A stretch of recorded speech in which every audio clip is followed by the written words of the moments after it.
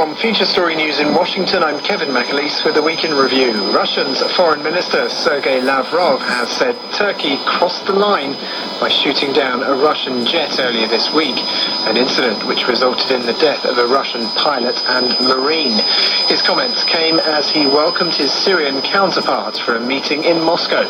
Our reporter Nick Harper is in the Russian capital.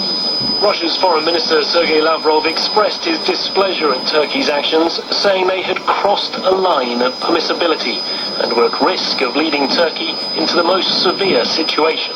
Lavrov said Turkey was hurting its long-term national interests. Meeting with Lavrov, Syria's Foreign Minister Walid Mualem said it was an unprecedented, provocative act of aggression by Turkey. Meanwhile, Turkish President Recep Erdogan has said that Russia should not play with fire.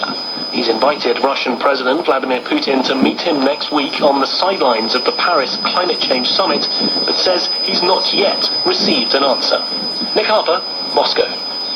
Germany will expand its role militarily fighting ISIS in response to France's request for assistance.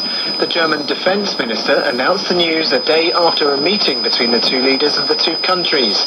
Our correspondent Iris Spitzer reports from Berlin. German Tornado jets will fly reconnaissance missions in Syria, and a frigate will be deployed to protect a French aircraft carrier in the eastern Mediterranean that serves as a base for airstrikes in Syria and Iraq. French President François Hollande called for assistance from other EU countries in the wake of the Paris terror attacks which killed at least 130 people. Germany will also deploy additional troops to the UN peacekeeping mission in Mali to help free up French resources there. However, German officials have already said that the country will not directly participate in the airstrikes in Iraq and Syria.